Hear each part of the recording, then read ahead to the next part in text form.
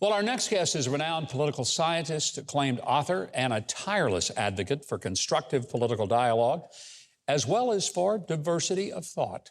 She's been a professor of political science and law at both Princeton and Vanderbilt universities. She's received 3 presidential appointments. She's got a brand new book, and it takes on academia. Somebody needs to. And the agenda of the so-called diversity, equity, and inclusion movement. I want you to welcome back to the show one of our favorites and the author of The Adversity of Diversity, Dr. Carol Swain. Dr. Swain, welcome back.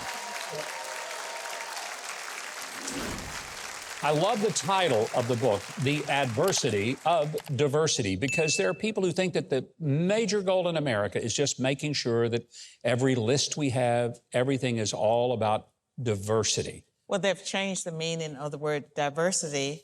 And this book, The Adversity of Diversity, it argues that the Supreme Court decision striking down race-based college admissions also dooms every DEI program in the workplace because they violate the Constitution and the civil rights laws in the same way.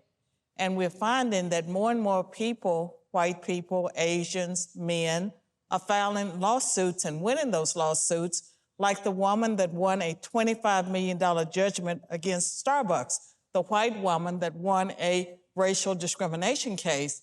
So the book is really about the conundrum that DEI programs pose for the corporate world as well as the educational system. I know that the critics of this Supreme Court decision, the people who still think we ought to have very active DEI and or affirmative action programs, say, yeah, but Dr. Swain, if it hadn't been for affirmative action, would you have gotten where you are? How do you respond to those critics? I grew up in an affirmative action infused world. I was born in '54. That was the beginning of the civil rights movement.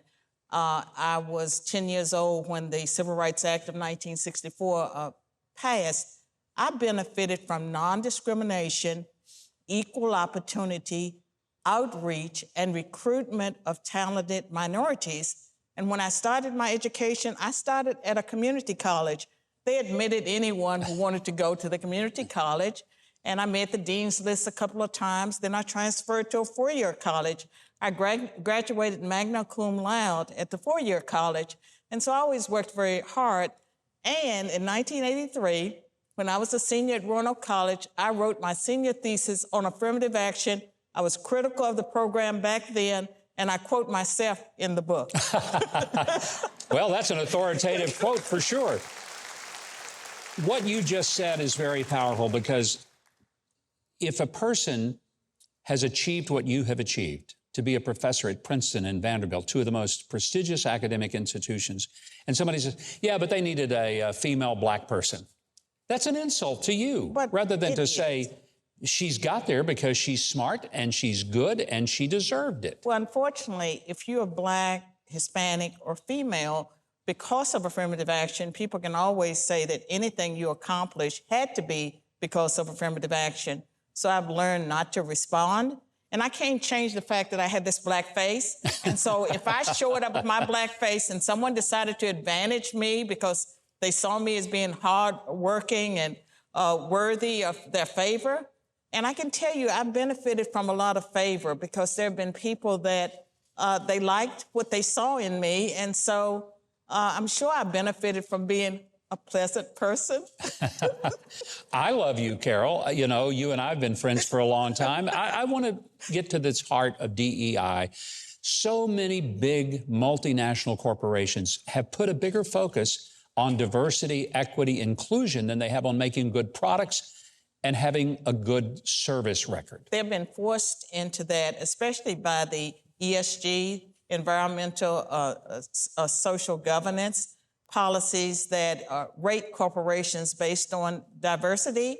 And the diversity that they're pushing is not the same diversity as when you're trying to recruit underrepresented people into your workplace to have an integrated workforce or student body.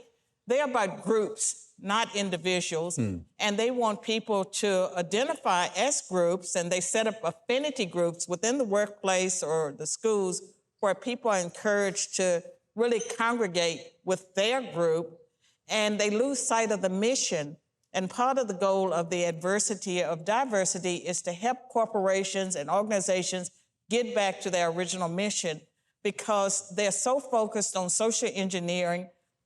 DEI is very divisive. It comes out of cultural Marxism, which is conflict theory.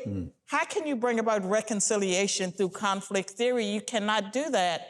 And I think corporations are looking for an off-ramp. I believe my book provides an off-ramp.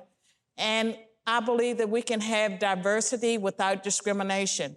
You cannot address discrimination by discriminating. And I have confidence that if people would get out of the way and allow individuals to be the best that they can be, you're going to have diversity, because there was diversity before some of these programs were put in. And fortunately, we do have civil rights laws that protect all groups. All persons are protected by the Civil Rights Act. I hope people, especially CEOs, business managers, and people who have to make tough HR decisions, will get a copy of Dr. Swain's brand new book. It is available now. We have the links at our website, Huckabee.tv, plus links to follow Dr. Carol Swain on social media.